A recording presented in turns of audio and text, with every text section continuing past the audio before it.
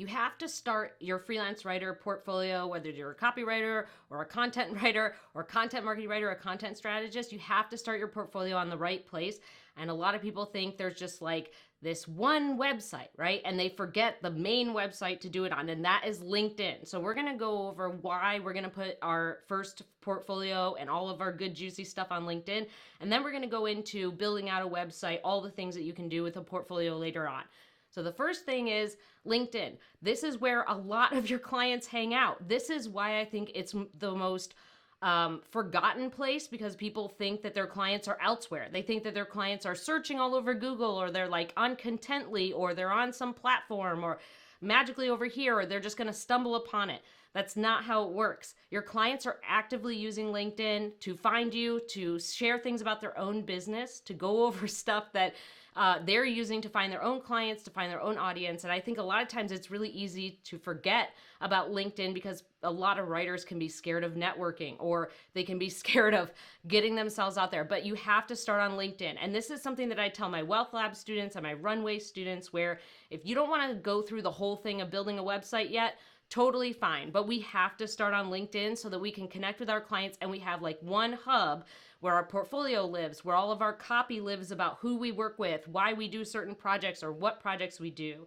what clients we've worked with, what kinds of things we want to work on, right? We need to have one hub to start with that.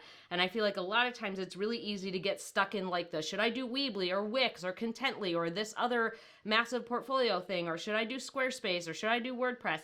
We're going to go over some of those things, but I think that we have to start with LinkedIn. So when we're going through this stuff, whether you are a content writer, copywriter, content marketing writer, or content strategist, brand messaging strategist, what we're doing here is we're making sure that we're putting our clips on LinkedIn. So when we're thinking about our portfolio, when we're thinking about our writer website, or basically I kind of think about it as like a writer hub. When we're thinking about that, we want to have LinkedIn in that little featured section. So if you don't have a featured section on LinkedIn, make sure you request that. You can just go into your profile settings and request that, but that's where our clips live. We have a featured section. When you put clips in your featured section, you want to make sure that you are only putting in things you want to get hired for, okay? I've made this mistake many times. I'm like, oh, I'll just put a bunch of clips in there. I'll have like 35 clips. And what ends up happening is I get hired for stuff I don't want to do, right? Or I have people reach out, hey, I saw press releases, or hey, I saw this or that. And I'm like, I don't want to do that anymore. It's because I put it up there, right? It's sort of like a restaurant. Whatever you put on the menu, people are going to order, right? It may not be the most popular thing, but people are going to order it. So make sure when you put your clips in your featured section on LinkedIn that you're using clips that you want to be hired for, types of projects, niches or topics or industries, types of articles, listicles, or narrative pieces or profiles or case studies or white papers, projects that you want to get hired for, put those in the featured section. Then our second piece is going to be in our experience section. In our experience section, then we can go in there and put in more clips. If you want to go hog wild in your experience section where you say freelance content marketing writer or freelance copywriter and then drop all your clips in there, you can do that. But like I said, you want to make sure that you're not putting anything in there that you don't want to get hired for. And if anything, you want to make it smaller rather than bigger. We want to keep it to a like, let's say under 20 clips of specific things you want to be hired for. You don't need 25 white papers. You probably need 2 or 3. Pick your best ones. Anytime you get a reach out, so anytime you get a reach out on LinkedIn or on your website or some other platform, they're going to want maybe 2 to 3 clips. They don't want the whole thing. So don't make it difficult for them to hire you by overloading them with clips. Okay.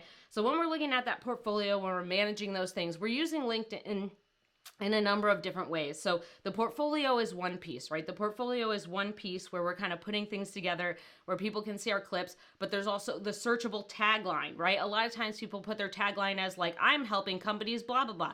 That doesn't actually help you with getting found. That's not really helping with LinkedIn SEO. So make sure you update that tagline. Make sure you use that image space that's behind your headshot. So you have your headshot. I always recommend smiling because we kind of want to welcome people to our profile, but make sure that picture feels authentic to you. Use that image space that's behind the headshot for calling out your niches, types of projects, email, website. If you have one, make sure that's all set up. And then you put your about section together to talk about those things that are really important to your clients, right? Address those pain points, talk about how you're helping, talk about projects you're going to work on. But our main thing with LinkedIn is we're making sure that it's fitting our portfolio, right? We're making sure that those clips make sense. So when someone comes to LinkedIn, they get it. They're like, oh, this is the type of work, right, that we can work on together. The other thing too is that if someone comes to you, and I think this is a forgotten thing as well, where if someone comes to you and says, I want that, I saw your clip, I want that, you can say, great, that thing costs X, right? We don't have to worry so much about pricing. We don't have to worry so much about, oh my gosh, I should, is it this $100 or this $100? If someone says, I found your clip, I like this thing, I want it, charge for that, charge appropriately for that, okay? Then we're going to talk about number 2. So number 2 here is the thing that we're talking about with our different types of portfolio options. So LinkedIn is number 1. Start there. It has a word count. It's something that you can keep short and simple. It's something you can fix over time, and it's an easy way to get started where your clients already hang out.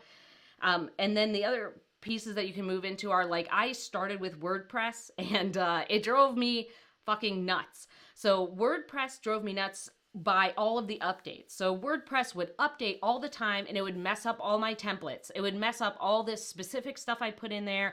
I would update all the things, and unless you're a WordPress wizard, it became a headache. And this is a conversation I've had with many, many students where they're like, yeah, I'm just fighting WordPress. I'm like, yeah, we need to stop doing that, because our website needs to be something, even our portfolio too, needs to be something that we're updating regularly. That's what helps with SEO. That's what helps with getting found by clients. That's what helps with making your website look fresh to Google, is that you're constantly updating those clips. So in there, you need to make sure that it's something you can go in and update frequently. So I switched to Squarespace. WordPress was like too much. If you're someone who's really good at web design or really good with those kind of tech tools, go for it. Go wild on WordPress. But from my own experience and my students' experiences, the Squarespace situation is way better.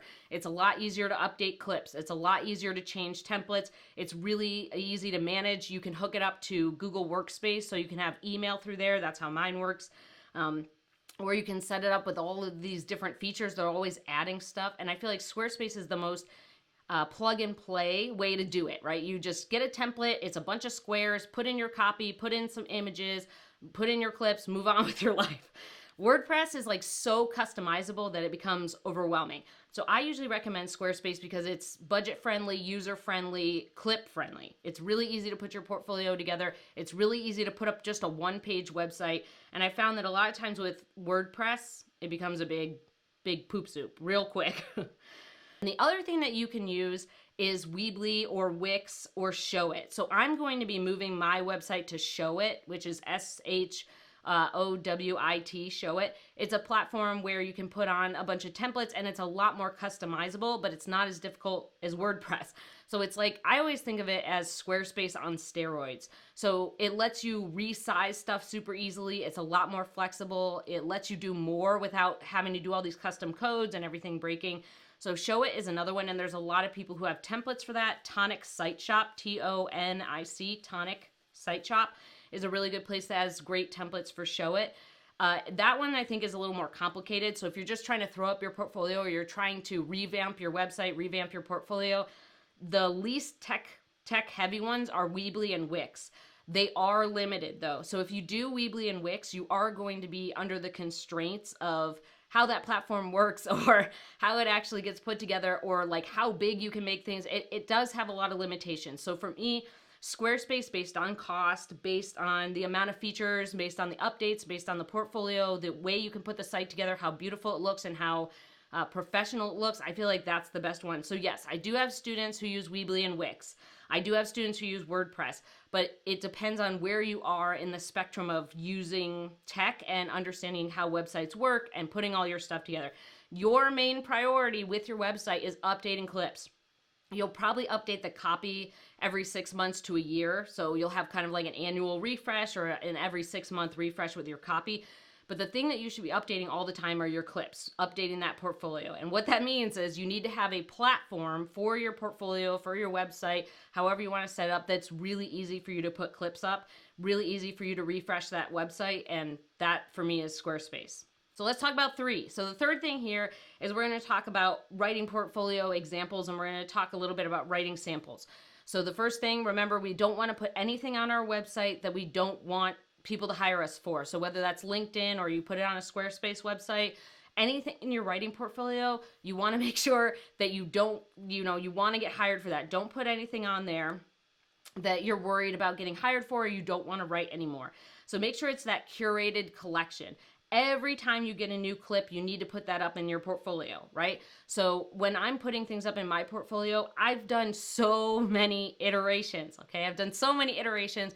My first portfolio was a dumpster fire. It was just, it looked like a child made it. It was so bad. And my Wealth Lab students have seen it. I sent them screenshots of like my old situation. It was bad. Now, my writer website is searchable. So you go in there and you can see all of the different categories and you can search by niche and you can search by type of writing. That is something that you can do in Squarespace. I think you can also, do that in ShowIt. You can do it in WordPress. WordPress is like a whole thing. But you can basically make it like a blog, right? So it has a blog with like two things. It has like different categories or topics. So that's kind of how you set it up to make sure that your clips are tagged in the back end. So you have two different things. You have a tag and a category. So my categories are niches and my tags are basically types of writing. So that just makes it searchable on the front end. It's just set up like a blog, super easy. This is something too that I think really helps your clients find the things that they want. So when they go on your website, they can look for their niche or they can look for a white paper or an ebook or an article and read the stuff that really matters to them, right? They can get to those clips quicker, which means they can hire you quicker, which means they can understand that you're a fit. Boom, now we've got a contract, right? So when we're looking for that, we want to make sure it's one, things we can upload easily. Two, maybe something that's searchable, maybe something that we can put in there that we set it up like a blog where it's just like a list of posts and you can have tags for them so it's easy for people to search. And I also feel like just getting clips up, if you can organize them maybe by, blocks, if you can put a block for blog posts and a block for case studies and a block for this, that at least helps people find the type of content. Maybe you can't organize it by niche or by industry, but at least you can organize it by like, hey, I'm someone who's looking for this type of content. That really helps your portfolio be easy to manage, easy for you to upload stuff, easy for your clients to find it. And the principle that I always work with when it comes to this stuff is don't make me think. There's a book called Don't Make Me Think. I think it's Peter Krug, Krug, but there's a book called Don't Make Me Think, and it's about web design. And it's kind of like this.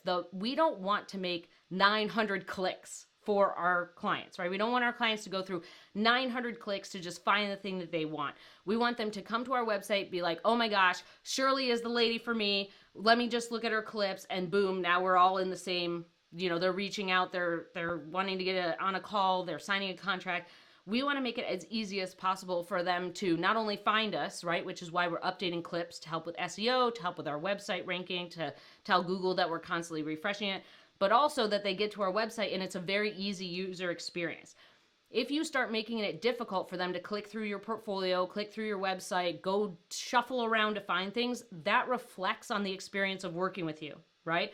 So the more difficult I make it for you to reach out to me, to get what you need, to evaluate if I'm the right writer for your brand, that's going to reflect on like, gee, it's not that easy to do this stuff. Maybe that's what it's going to be like to work with this person. So we want to make sure that we're kind of making that experience easy, that we're putting things together that make sense for where our clients are coming from, that makes sense for what they need to find, organizational stuff, right? Whether that's by niches or by types of writing, and something that we can easily update.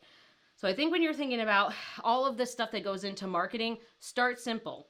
Right? Start simple with LinkedIn, get that LinkedIn profile up, make sure that it's all got your clips on it in your featured section and your experience section. Make sure you are answering those specific questions in your about section. I have another video on that of questions you should answer in your LinkedIn profile, so you can look at that.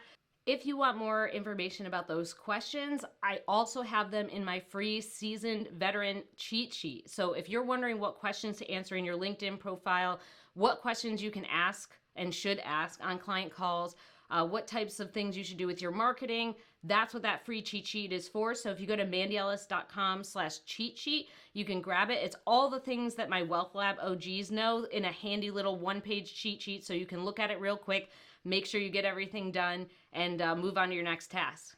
But the other pieces are that we're making it easy for our clients to find us on LinkedIn. We're making it easy for them to hire us for the clips and the things, the projects that we want to work on.